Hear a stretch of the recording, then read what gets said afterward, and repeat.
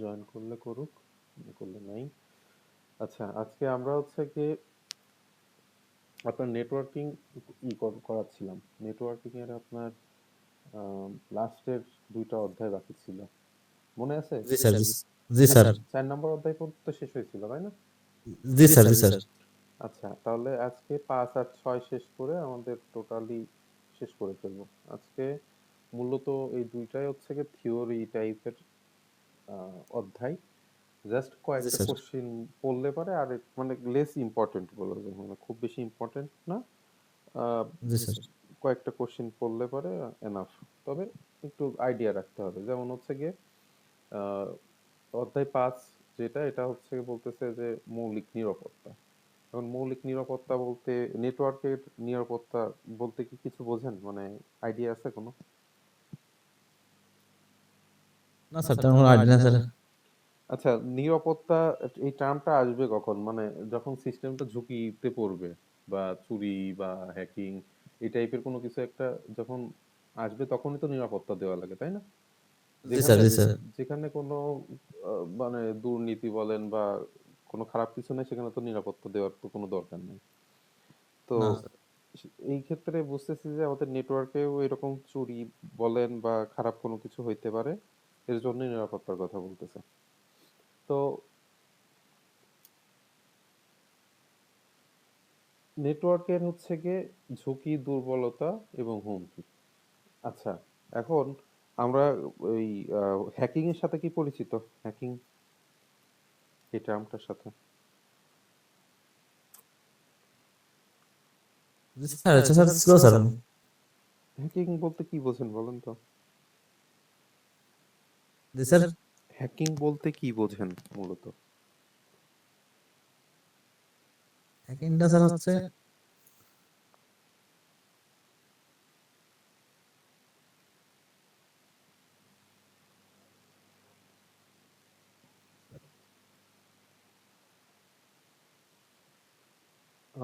কিছু কি বলতেছেন, মানে সাউন্ড আসতেছে না। না স্যার, আপনি একটু ভালো কথা বলে দিন স্যার একটু। আমি স্যার।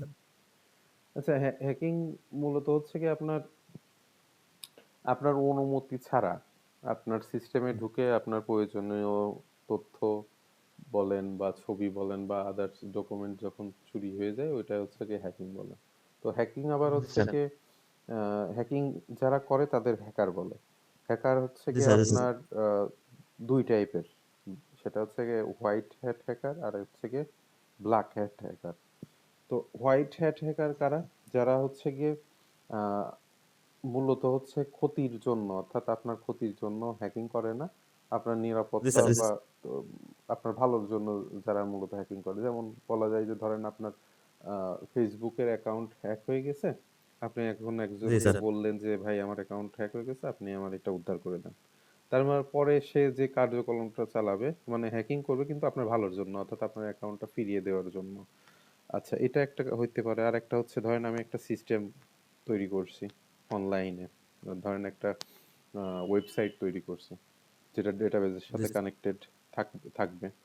তো এই সিস্টেমের কোনো ত্রুটি আছে কিনা বা দুর্বলতা আছে কিনা, ঠিক আছে?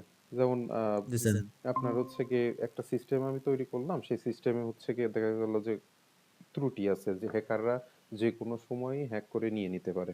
তো এই ত্রুটি যেন আমরা সংশোধন করতে পারি বা সিকিউর থাকার জন্য একটা লোককে আমি বা এক্সপার্টকে আমি হায়ার করলাম, যে ভাই তুমি দেখো যে আমার এই সিস্টেমে মানে হ্যাকিং করা পসিবল কিনা বা কোন কোন জায়গায় দুর্বলতা আছে। তো সে নর্মালি তার হ্যাকিং জ্ঞান দিয়ে সে টেস্ট করে দেখবে যে এই সিস্টেমে হ্যাক করা যায় কিনা। সে যদি দেখে যে হ্যাক করা যাচ্ছে, তাহলে যে দুর্বলতা থাকবে ওইটা বলবে, সেই অনুযায়ী আমি স্টেপ নিব এবং সমস্যার সমাধান করব। এটা হচ্ছে হোয়াইট হ্যাট হ্যাকারের কাজ, ঠিক আছে? আর ব্ল্যাক হ্যাট জি স্যার, হ্যাকার কি? যে হচ্ছে আপনার ক্ষতির উদ্দেশ্যে, অর্থাৎ আপনার নলেজের বাইরে, যে অর্থাৎ আপনি জানেন না যে আপনার তথ্য চুরি করতেছে, বা আপনার ক্ষতির জন্য আপনার গুরুত্বপূর্ণ নথি যেগুলা বলেন বা আদার্স ডকুমেন্ট এগুলা চুরি করে নিচ্ছে, বা আপনারকে হুমকি দিচ্ছে অনলাইনের মাধ্যমে। এই কাজগুলো জি হচ্ছে ব্ল্যাক হ্যাট হ্যাকারের কাজ, ঠিক আছে? তো এখানে দেখেন যে হুমকির ধরনের কথা বলছে, এগুলা জাস্ট এমনি মানে আপনাদের জন্য ইম্পর্টেন্ট না, এমনি জানার উদ্দেশ্যে আপনি দেখলেন যে এখানে হচ্ছে ইচ্ছাকৃত, অনিচ্ছাকৃত আর প্রাকৃতিক। ঠিক আছে? তো এগুলা জি মানে যদি সময় থাকে পড়বেন, মানে একটা আইডিয়া নেওয়ার জন্য। মানে এটা যে পরীক্ষার জন্য খুব ইম্পর্টেন্ট তা না। জাস্ট ইসের জন্য। এই সাইবার ঝুঁকি কি এগুলা হচ্ছে গিয়ে একটু রিডিং দেখলেন যে সাইবার হুমকির কারণ সম্পদ বা ডাটার ক্ষতি বা ক্ষতির সম্ভাব্য পরিণতি হলো সাইবার ঝুঁকি। আচ্ছা, এখন কথা হচ্ছে আমরা মানে বর্তমান যে যুগে আছি সেটা হচ্ছে গিয়ে আমাদের পার্সোনাল ডাটা হয় ফোনে বা কম্পিউটারে থাকতেছে। আগের যে ব্যাপারটা ছিল যে ধরেন আপনি একটা ইমেইল খুললেন, ইমেইলের পাসওয়ার্ড মানে ইউজার আইডি বা পাসওয়ার্ডটা আপনি হচ্ছে গিয়ে কোথাও নোট করে রাখতেন, মানে খাতা কলমে নোট করে রাখতেন। কিন্তু জি এখন স্যার। বর্তমান মানে আপনার ব্যাংকের ডিটেলস দেখা গেল, আপনার ব্যাংকের এখন তো অ্যাপ হয়ে গেছে তাই না, ব্যাংকের অ্যাপ বিভিন্ন জি স্যার। স্মার্ট অ্যাপ আমরা ব্যবহার করতেছি। ওই অ্যাপগুলার হচ্ছে গিয়ে আপনার যে ইউজার আইডি বা হচ্ছে মানে অর্থাৎ ফোন নাম্বার পাসওয়ার্ড এগুলা আপনি ডিটেলস হচ্ছে গিয়ে আমরা আগে কি করতাম সেটা হচ্ছে খাতা কলমে লিখে রাখতাম, পার্সোনাল জি ডায়েরি স্যার। থাকতো বা আদার্স। কিন্তু এখন বর্তমান যুগে আমরা কি করতেছি, আমরা করতেছি হচ্ছে গুগল ড্রাইভে রাখতেছি, বললে হয়তো গুগল ড্রাইভে ডক ফাইলে আমি রাখতেছি, ওই এরকম রাখতেছি, অথবা হচ্ছে আপনি আদার্স কোনো অনলাইন প্ল্যাটফর্মে রাখতেছেন যেখানে আপনার বলতেছে যে আপনার অ্যাকাউন্ট সিকিউর রাখা হবে এবং আপনি সেখানে রাখতেছেন ট্রাস্ট করে, বা আপনি হচ্ছে ফোনের নোটে এরকম রাখতে পারেন। কিন্তু এখানে ঝামেলাটা কি হচ্ছে যে হ্যাকার দেখা গেল আপনার ফোনে বা ওই যে গুগল ড্রাইভে বলেন বা আদার্স প্ল্যাটফর্মে কোনোভাবে হ্যাক করে আপনার যাবতীয় ডিটেলস হচ্ছে দেখে নিচ্ছে। ঠিক আছে? এবার আপনার জি বিকাশের স্যার। পাসওয়ার্ড থাকতে পারে, ব্যাংকের পাসওয়ার্ড থাকতে পারে, ব্যাংকের অ্যাকাউন্ট ডিটেলস থাকতে পারে, যা আপনার অ্যাকাউন্ট থেকে টাকা তুলে নেওয়া বা আপনাকে উম, বা আরো পার্সোনাল কিছু ফাইল থাকতে পারে যেটা আপনাকে ওই যে ই করে মানে ফোন দিয়ে আপনাকে ব্ল্যাকমেইল করতে পারে। বর্তমান তো এটা খুবই হচ্ছে গিয়ে একটা টপিক যে আপনার ফেসবুকে ফ্রেন্ড রিকোয়েস্ট পাঠায় আহ, আপনার যাবতীয় ডিটেলস মোটামুটি আপনার সাথে কথা বলে ডিটেলস নিয়ে পরে আপনাকে হচ্ছে কি ব্ল্যাকমেল করবে জি বা স্যার। টাকার জন্য হুমকি দেবে এই টাইপের। তো এই যে ব্যাপারগুলো এখন নেট এই ব্যাপারগুলো টোটালি যে ইটা হচ্ছে আর কি, মানে যে কথাগুলো বললাম যে আগে আমরা খাতা কলমে লিখে রাখতাম কিন্তু এখন আমরা অনলাইনে রাখতেছি, এটা তো মানে অবশ্যই ঝুঁকিপূর্ণ।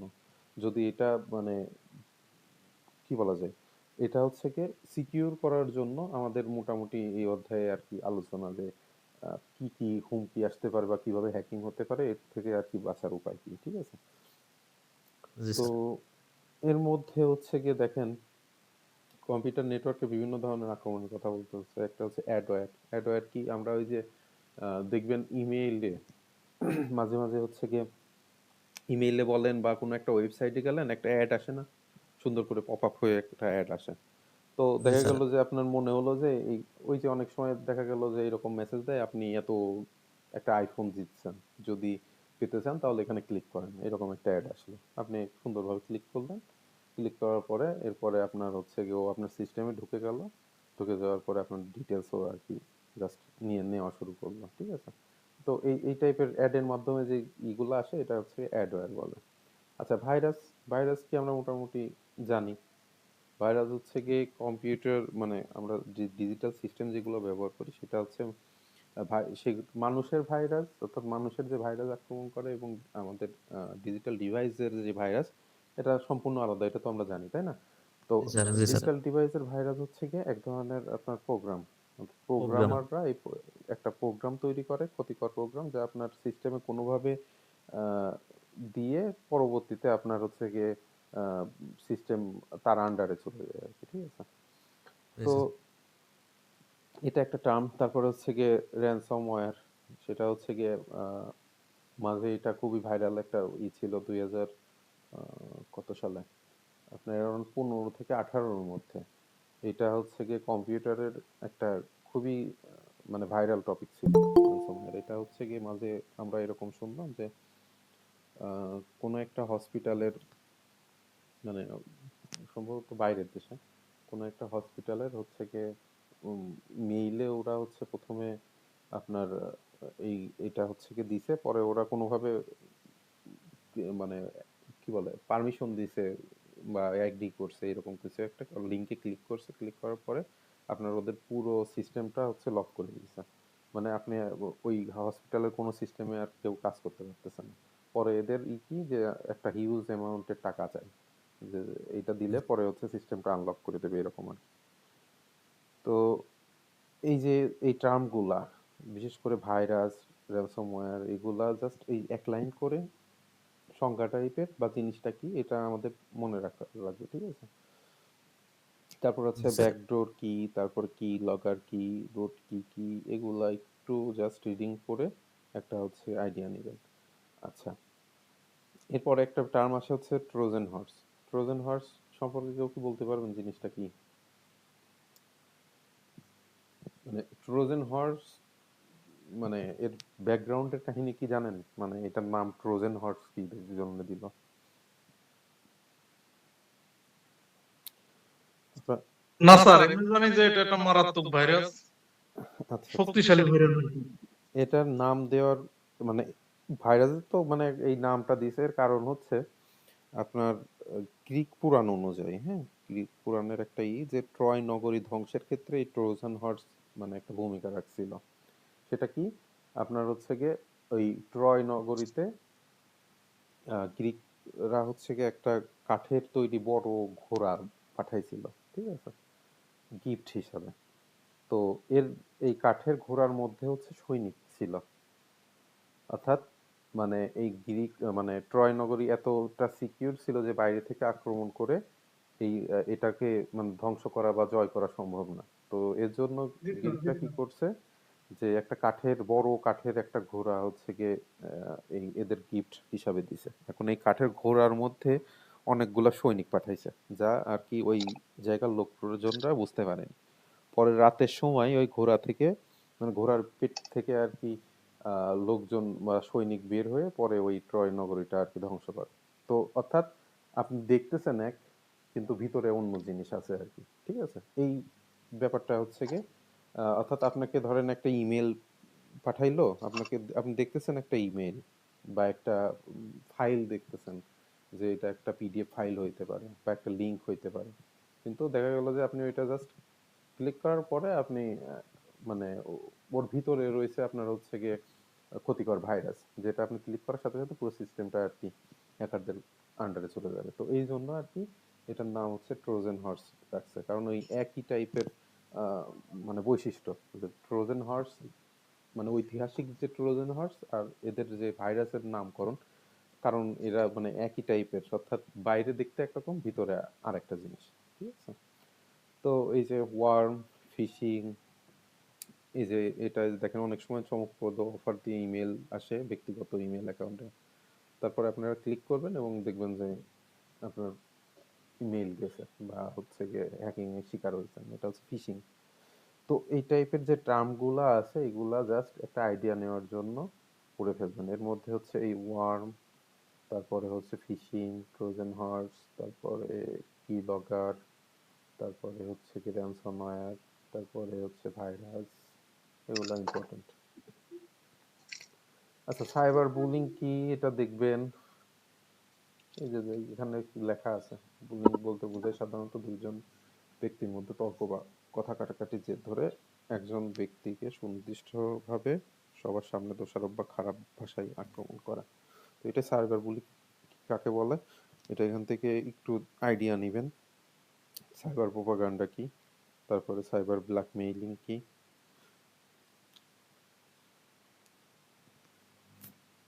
এগুলো একটু দেখতে হবে। জাস্ট সংজ্ঞা টাইপের একটু মাথায় রাখলেই হলো। আচ্ছা, তারপরের যে টাইপ আসছে কপিরাইট, মেধাস্বত্ব, আইন, তারপরে ওই যে এটার উচ্চারণ প্লাগারিজম কেউ বলে বা প্লেজারিজম বলে, যে যেরকম। এটা কি জানেন এই টার্মটা কি? কেউ কি বলতে পারবেন জিনিসটা কিভাবে আমাদের কাজে লাগে? কেউ কখনো ব্যবহার করছেন? না কোনটা স্যার, প্লাজারিজম? হ্যাঁ হ্যাঁ, হ্যাঁ, এটা সম্পর্কে বলতে পারবো। বলেন তো। প্লেজারিজম হচ্ছে এমন একটি বিষয় যেটা অন্যের লেখা নিজের নামে চালানো, সেটা কপি পেস্ট বা যে কোনো ভাবে। আর প্লেজারিজমের মাধ্যমে সাধারণত চেক, আমরা যদি কোনো ব্লগ লিখি বা কোনো কিছু লিখি, সেটা প্লেজারিজম চেকের মাধ্যমে আমরা দেখতে পারি যে এই লেখাটা অন্য কোনো সাইট বা কোনো ব্লগ সাইটে বা কোনো জায়গা থেকে কপি করা হয়েছে কিনা, এটা চেক করা যায়। হ্যাঁ হ্যাঁ। হ্যাঁ, তো তো মানে মানে বিশেষ করে আমার ক্ষেত্রে আমি এটার সাথে পরিচিত হয়েছি। আচ্ছা, কথাটা একটু আসতেছে।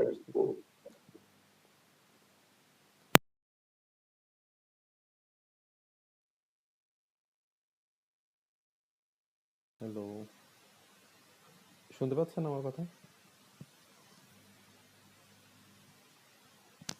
হ্যালো,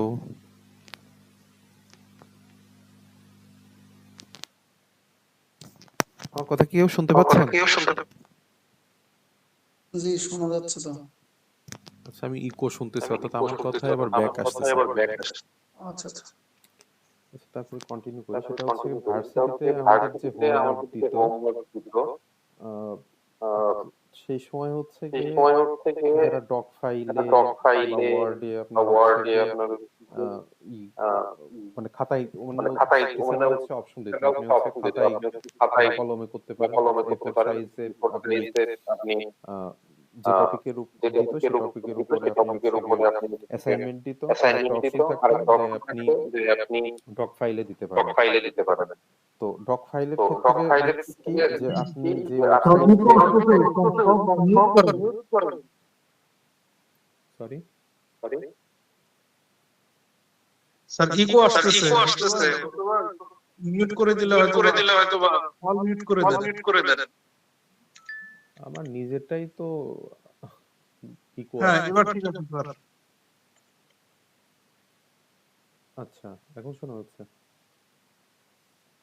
যে এখন পরিষ্কার শোনা যাচ্ছে, হয়তো বা কেউ ওই ডাবল ডিভাইস লগইন আছে এই জন্য। ও আচ্ছা আচ্ছা, হ্যাঁ আমারও ইকো এখন চলে গেল। যাক ভালো। তো যেটা বলতেছিলাম, তো টিচাররা তখন বলে দিত যে এরকম একটা সফটওয়্যার আছে, এই যে যেটা দেখেন এখানে আমি হচ্ছে গিয়ে প্লাগারিজম চেকার ফ্রি দিয়ে সার্চ দিলাম, এরকম একটা ওয়েবসাইট ফ্রি টাইপেরও পাওয়া যায়। ওখানে আপনি হচ্ছে ওই অ্যাসাইনমেন্ট পুরো ডক ফাইলটা আপনি যদি সাবমিট করে দেন, ওইটা কোন সাইট থেকে কতটা কপি হয়েছে বা ওইটা কতটুকু ইউনিক একটা আর্টিকেল, ওইটা জাস্ট সুন্দর করে কত পার্সেন্ট কোন জায়গা থেকে একদম লাইন বাই লাইন মার্ক করে দিত যে এই লাইনটা অমুক ওয়েবসাইট থেকে কপি করা হয়েছে, একদম লিঙ্ক সহকারে। ঠিক আছে, তো এইটা হচ্ছে গিয়ে প্লাগারিজম। তারপর কপিরাইট ব্যাপার তো আমরা পরিচিত, যে আপনার একজনের ইউনিক জিনিস বা রচিত সাহিত্য বলেন বা অন্য কোনো কিছু অন্যজন যাতে আপনার হচ্ছে গিয়ে না ব্যবহার করতে পারে তার অনুমতি ছাড়া। দেখা গেল যে আপনি একজন রাইটার হচ্ছে গিয়ে বই লিখছে, আপনি তার অনুমতি না নিয়ে দেখা গেল প্রিন্ট করে ছেড়ে দিলেন, তো এটা দণ্ডনীয় অপরাধ। তো এই ব্যাপারগুলা মেধাস্বত্ব আইন এগুলা জাস্ট একটু দেখে রাখবেন, খুব বেশি ইম্পর্টেন্ট না। তো কপিরাইট আর হচ্ছে মেধাস্বত্ব এটা একটু দেখতে পারেন।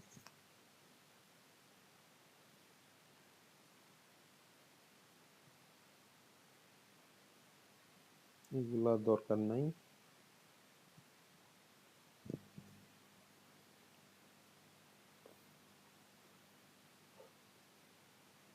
ক্রিপ্টোগ্রাফি কি আইডিয়া আছে কারো?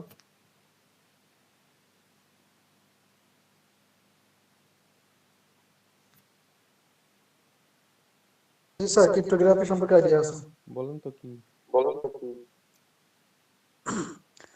ক্রিপ্টোগ্রাফি হচ্ছে ডেটা এনক্রিপশন বা ডিক্রিপশনের একটি প্রক্রিয়া। অর্থাৎ আমরা যে ফেসবুক আইডি বা আদার্স যে কোনো অ্যাকাউন্ট যখন ইউজ করি, সেখানে যে ধরনের ইনফরমেশন গুলো দিয়ে থাকি, এই ইনফরমেশন গুলো আমরা প্লেন টেক্সটে দিয়ে থাকি। কিন্তু সার্ভারে যদি প্লেন টেক্সট রাখা হয়, বিভিন্ন বুট ফোর্স আর বিভিন্ন অ্যাটাকের মাধ্যমে সার্ভার থেকে ডেটা নিয়ে নেওয়া যায়। তো তখন যদি ডেটাগুলো কি প্লেন টেক্সট আকারে থাকে, তাহলে উক্ত ডেটা হ্যাকারদের হাতে যাওয়া খুবই সহজ এবং খুব তাড়াতাড়ি হ্যাকিং বিষয়টা মানে মানে ক্ষতির সম্মুখীন হতে পারে ইউজাররা। তাই সার্ভারে যেহেতু প্লেন টেক্সটটা সার্ভারে না রেখে এই প্লেন টেক্সটকে সাইফার টেক্সটে রূপান্তর করা, এনক্রিপশন করে সাইফার টেক্সটে রূপান্তর করে।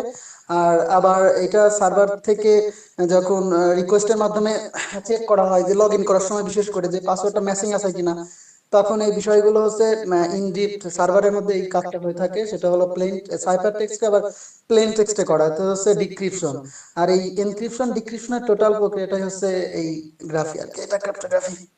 হ্যাঁ, হ্যাঁ, অর্থাৎ মূলত আপনার ডাটার সিকিউরিটি বৃদ্ধির জন্য এটা হচ্ছে গিয়ে করা হয়। মূলত এই কাজটা করলে প্রায় অসম্ভব আর কি, ফাইল করা মানে অনুমতি ছাড়া বা ওই কি পাসওয়ার্ড ছাড়া আপনি ফাইলটা আর কি করতে পারবেন না, উদ্ধার করতে পারবেন না। ঠিক আছে?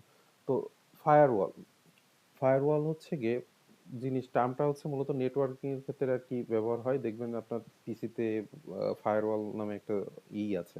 তো ফায়ারওয়ালের কাজ কি করে? ফায়ারওয়াল মূলত হচ্ছে কি আপনার একটা, এটা মূলত সফটওয়্যার বা হার্ডওয়্যার। তো এটার কাজ হচ্ছে কি আপনার মানে অনুমতি ছাড়া আপনার নেটওয়ার্কে অ্যাক্সেস না দেওয়া আর কি, অর্থাৎ ক্ষতিকর কোনো মানে অ্যাক্সেস বলেন বা ভাইরাস বলেন, এটা মূলত হচ্ছে কি আটকায়ে দেয় আপনার সিস্টেমে আসার থেকে। ঠিক আছে? আপনার সিস্টেমের সিকিউরিটি বৃদ্ধির জন্য ফায়ারওয়াল মূলত ব্যবহার করা হয়।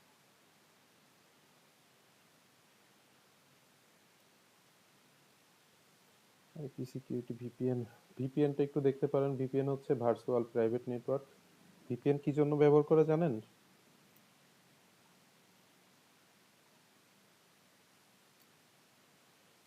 ভিপিএন মূলত হচ্ছে কি আপনার লোকেশন বা আইপি অ্যাড্রেস, যেটা অর্থাৎ আপনার আইপি অ্যাড্রেস দিয়ে আপনার লোকেশন মূলত হচ্ছে ট্র্যাক করা হয়। তো ভিপিএন কি করে? আপনার লোকেশন অর্থাৎ আইপি অ্যাড্রেসটা মূলত হচ্ছে কি চেঞ্জ করে। এর ফলে আপনাকে ট্র্যাক করা প্রায় অসম্ভব হয়ে যায়। ঠিক আছে? ওই যে আমরা আমাদের দেশে যখন হচ্ছে গিয়ে ফেসবুক মাঝে কিছুদিন অফ করছিল, তখন অনেকে ভিপিএন ব্যবহার করে আপনার লোকেশন মানে আইপি অ্যাড্রেস চেঞ্জ করে লোকেশন, অর্থাৎ এখানে কান্ট্রি সিলেক্ট করার অপশন থাকে যে আপনি কোন কান্ট্রিতে, মানে এটা অবশ্য পেইড আর ফ্রি ভার্সন আছে। তো ফ্রি ভার্সনে ওরা কয়েকটা কান্ট্রি দেয়, সেই কয়েকটা কান্ট্রিতে আপনি অ্যাড হলে পারে তখন দেখবেন যে আপনি যে যে সাইটগুলো আপনার দেশে হচ্ছে গিয়ে ব্যান করা, অর্থাৎ আপনি অ্যাক্সেস পাবেন না আপনার দেশ থেকে, সেই সাইটগুলো মানে জাস্ট ভিপিএন ব্যবহার করে অন্য কান্ট্রি সিলেক্ট করলে আপনি ওই অ্যাক্সেসগুলো আর কি পেয়ে যাবেন।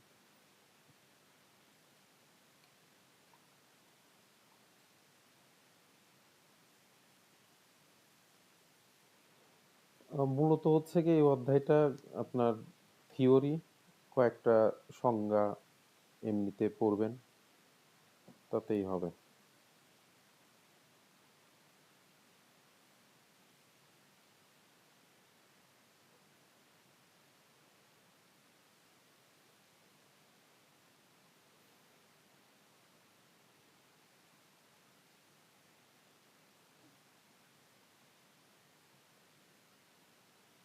সফটওয়্যার পাইরেসি তো বোঝেন সবাই, যে হচ্ছে আপনি মানে অনুমতি না নিয়ে বা হচ্ছে কি অবৈধভাবে যদি কোনো সফটওয়্যার করেন, কপি বা হচ্ছে ডিস্ট্রিবিউশন করেন, এগুলা।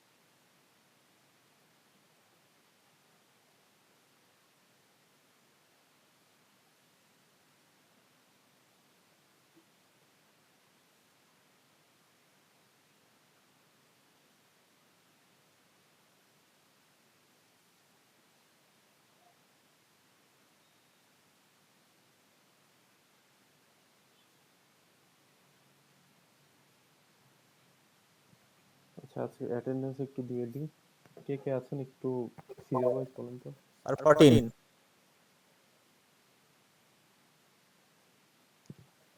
তারপরে 13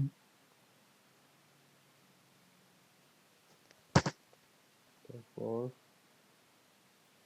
10 নম্বর স্যার। তারপর 5 নম্বর 5 11 কেউ আছেন?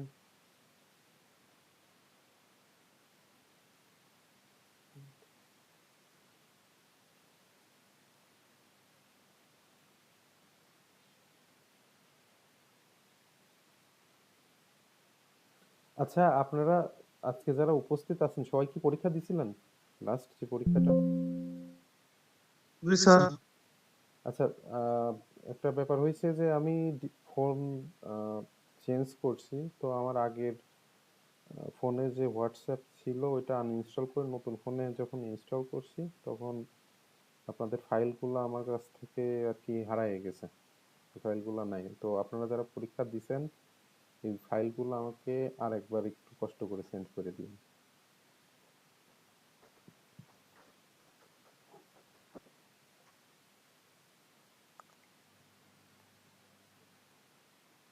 বুঝতে পারছেন? জি স্যার, ইনশাআল্লাহ। আচ্ছা, ঠিক আছে। তো আমরা লাস্ট অধ্যায় যেটা ইন্টারনেট অফ থিংস, অর্থাৎ সংক্ষেপে আইওটি, যেটা এটা নিয়ে খুব ডিটেলস যাব না, মোটামুটি একটু একটু ধারণা দিই। সেটা হচ্ছে গিয়ে একটা উদাহরণ দিই যে ধরেন আমাদের বর্তমান যুগের যে অবস্থা সেটা হচ্ছে গিয়ে দেখা গেল আপনি আপনার বাসায় এসি আছে, আপনি দেখা গেল অফিসে আছেন। তো মনে করলেন যে বাসায় যে এসি দিয়ে রুম ঠান্ডা হইতে হইতে আপনার অ্যারাউন্ড 30 মিনিট সময় লেগে যাবে।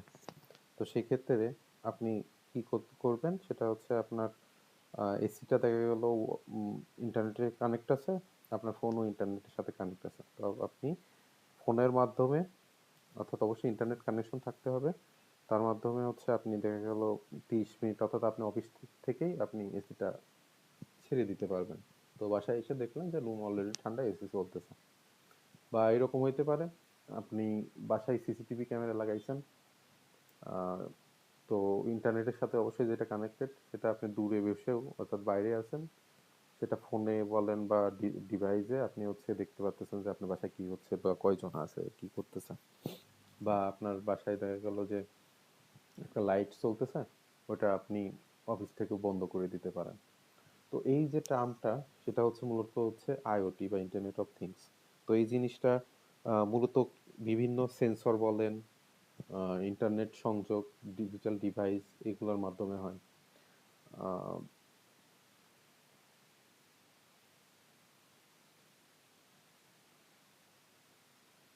তারপরে এই যে অ্যামাজন অ্যালেক্সা, তারপরে হচ্ছে গিয়ে গুগল হোম, এগুলা হচ্ছে গিয়ে মানে ওই যে দেখবেন যে অ্যামাজনের এই যে অ্যালেক্সা যেটা, এটাকে হচ্ছে গিয়ে কমেন্ট করে বলে যে আমার হচ্ছে পছন্দের একটা গান হচ্ছে গিয়ে চালাও।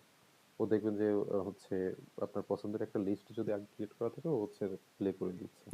বা ওকে যদি বলেন যে আমার বাসার হচ্ছে গিয়ে ফ্যানটা ছেড়ে দাও বা এসি ছেড়ে দাও, ও সেটা টোটালি কন্ট্রোলে রাখে। তো এই যে টার্মটা যে ইন্টারনেটের মাধ্যমে আপনি হচ্ছে বিভিন্ন সেন্সর বলেন বা হচ্ছে ডিজিটাল ডিভাইস ব্যবহার করে আপনি হচ্ছে দূর থেকেও আপনি এই ব্যাপারগুলো হচ্ছে কন্ট্রোল করতে পারেন।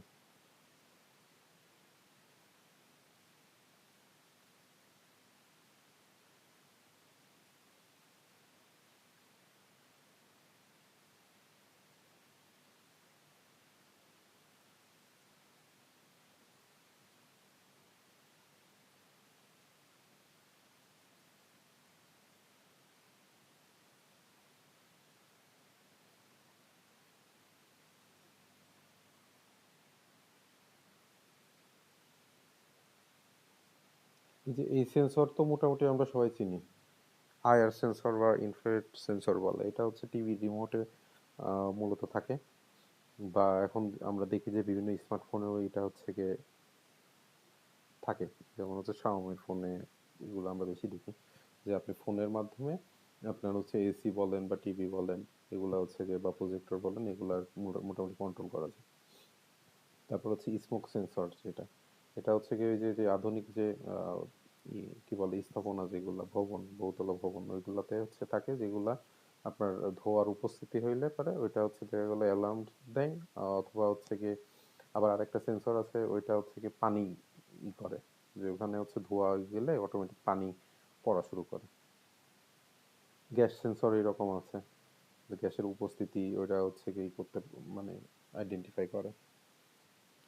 টেম্পারেচার সেন্সর, তারপরে ময়শ্চারাইজার সেন্সর, তারপরে আপনার ওই যে আরো বিভিন্ন সেন্সর আছে। আমরা হচ্ছে আমাদের এলাকায় দেখি না যে সৌর বিদ্যুতের প্যানেল একটা থাকে এবং হচ্ছে লাইট থাকে। তো এখানে দেখবেন যে কোনো মানুষ আসলে এটা কন্ট্রোল করে না, এটা হচ্ছে গিয়ে অটোমেটিক, যে রাত্রের বেলা বা সন্ধ্যার দিকে অটোমেটিক এইটা চালু হয়ে যায়। সারাদিন তো চার্জ নিচ্ছে সৌর, অর্থাৎ সূর্যের আলোতে। আর যখন সকাল হয়ে যায় তখন এটা অটোমেটিক অফ হয়ে যায়। আবার দেখবেন মাঝে মাঝে যখন ওই যে যখন ঝড় বৃষ্টির সময় বা বর্ষাকালে সূর্য মানে থাকে না আর কি, বা অন্ধকার মতো হয়ে যায়, তখন ওইটা অটোমেটিক চলা শুরু করে। তো এটা হচ্ছে কি আপনার লাইট সেন্সর থাকে, যেটা হচ্ছে কি আলোর মাত্রা আইডেন্টিফাই করে এটা মানে কন্ট্রোল করে, যে কখন আর কি জ্বলবে কখন বন্ধ হবে, এটা আর কি ওই রকম সার্কিটে প্রোগ্রাম করা থাকে। তারপরে দেখবেন যে এই যে কিছু কিছু আধুনিক দরজা থাকে, আপনি দরজার সামনে জাস্ট গেলে পারে দরজা জাস্ট খুলে যায়, আছে না? তো এইখানে হচ্ছে একটা সেন্সর থাকে, সম্ভবত পিআইআর সেন্সর বলে। তো এই সেন্সরের কাজ হচ্ছে গিয়ে আপনি যখন এর কাছে যাবেন তখন ও মানে হিউম্যান বা কোনো কিছু ডিটেক্ট করলে, বা যখন ডিটেক্ট করবে তখন ও আর কি খুলে যাবে। আবার দেখবেন লাইট বের হয়েছে, ওই যে আপনার এনার্জি বাল্ব টাইপের। এই লাইটগুলো কি করে, আপনি যখন ওই আলোর কাছাকাছি যাবেন একটা রেঞ্জের মধ্যে, তখন হচ্ছে অটোমেটিক, মানে কোনো সুইচ লাগবে না, অটোমেটিক হচ্ছে গিয়ে চালু হয়ে যাবে। স্যার এটা হচ্ছে ব্লাড সেন্সর। আচ্ছা, তো রক্তের কিছু থাকলেই ওটা দিলে আমার কাছে সব সেন্সর গুলো আছে স্যার। ও আচ্ছা আচ্ছা, আপনি তো এই ব্যাপারে ব্লাড সেন্সর বলে ওইগুলো না? জি, আপনার যদি কোনো প্রাণী আসে ওর নিচে অটোমেটিক লাইট জ্বলে উঠবে। ও মানে আচ্ছা। ওইটা ওই গেটের মাধ্যমে আপনার সেট করতে হয়। আপনি জ্বালাবেন না বন্ধ করবেন, এটা হচ্ছে ওই এন্ড গেট ওয়ার গেট এগুলো দিয়ে সেট করতে হয় কম্বাইন করে। এটা তো সেট করতে হয় প্লাস প্রোগ্রামও তো করতে হয়, প্রোগ্রাম করতে হয় না? জি স্যার, স্বাভাবিকভাবে প্রোগ্রাম করা লাগে না, যদি প্রোগ্রাম করেন তাহলে সেক্ষেত্রে আবার আপনার ওই মাইক্রো কন্ট্রোলার ইউজ করতে হবে। হুম হুম, মানে আরো কার্যকর বা আরো আদার্স ফিচার অ্যাড করার জন্য অনেক প্রোগ্রাম করে। হ্যাঁ, ওরা সব সার্কিট গুলো দিয়ে দেয়। এখন আমরা সাধারণত যে প্রজেক্ট করছিলাম ওখানে প্রোগ্রাম দিয়ে অনেকে করছে, আবার আমরা প্রোগ্রাম ছাড়াও ডাইরেক্ট করছি। ও তো দেখা যায় যে চিপ গুলা দেয় অনেক নিম্নমানের, অনেক সময় এগুলো সমস্যা হয়, জন্য ডাইরেক্ট করলে ভালো হয় গেট দিয়ে। ও, আমাদের কোর্সে ছিল, আমাদের প্রোগ্রাম করা লাগছিল এইগুলা, মানে এই সার্কিট গুলাতে আর কি কন্ট্রোলার দিয়ে প্রোগ্রাম এই করে। যে প্রোগ্রাম গুলো আবার পিএলসি করে দিতে হয়, লোড দিতে হয়। হ্যাঁ হ্যাঁ হ্যাঁ। তারপরে অল্প কিছু কোড লিখতে হয়, বেশি লিখতে হয় না, জাস্ট অল্প কিছু কোড দিলে ও কাজ হয়।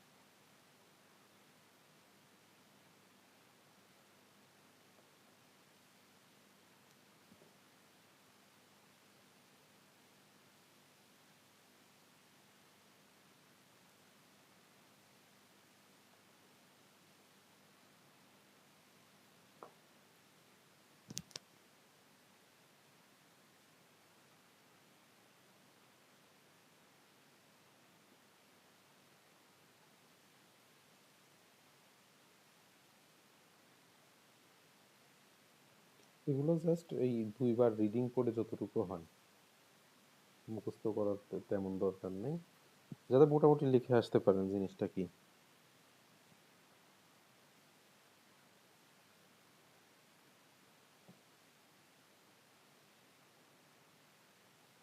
আচ্ছা, কারো কাছে কোশ্চেন আছে? গতবার এই অধ্যায় থেকে কোন কোশ্চেনটা পড়ছে কি একটু বলতে পারবেন?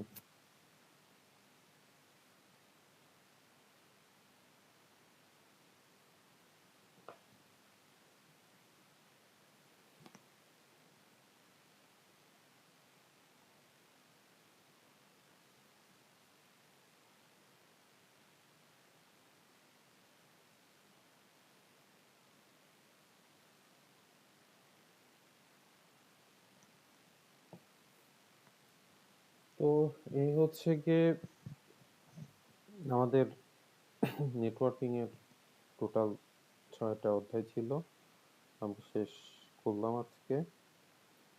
তো মোটামুটি আপনাদের কোর্স কমপ্লিট। আজকে হলো 25 তারিখে, যেহেতু পরীক্ষার ডেট দিছে, রুটিন খুব শীঘ্রই দিয়ে দিবে। তো আপনারা যে সাবজেক্টগুলা একটু দুর্বল আছেন বা কম পড়া হয়েছে, এগুলা হচ্ছে গিয়ে যেহেতু 25 তারিখে পরীক্ষা, সময় আছে, এর মধ্যে শেষ করে ফেলবেন। আর পরীক্ষা আপনারা তো মোটামুটি সবাই জানেন যে পরীক্ষার মাঝে কোনো ছুটি নাই। তো যে সাবজেক্টটা আপনার বেশি কঠিন লাগে, এই সাবজেক্টটা একটু বেশি পড়ে কভার করে রাখবেন। আর আর কি বলা যায়?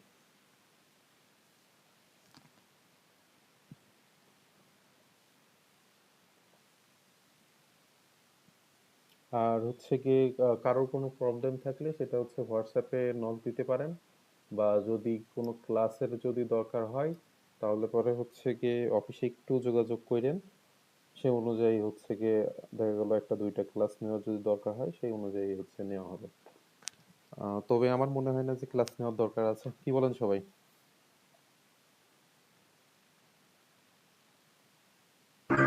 স্যার ওই প্র্যাকটিক্যালের বিষয়ে বলা হয়েছিল যে এইভাবে যদি কিছুটা দেখানো যায় তাহলে একটু ভালো হতো। আচ্ছা আচ্ছা, এটা হচ্ছে গিয়ে ফার্স্টে হচ্ছে আপনাদের অফিসেই জানাইতে হবে যে অর্থাৎ আপনাদের চাহিদা কি।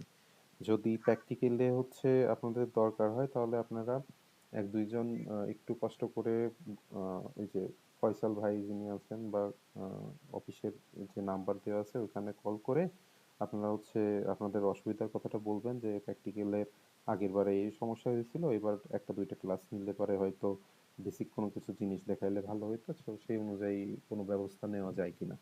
যেহেতু আমার সাথে ডিল হচ্ছে গিয়ে শুধুমাত্র থিওরির জন্য, তো আমি মানে আমাকে যদি না বলে তাহলে তো আমি ওই ক্লাসটা নিতে পারতেছি না।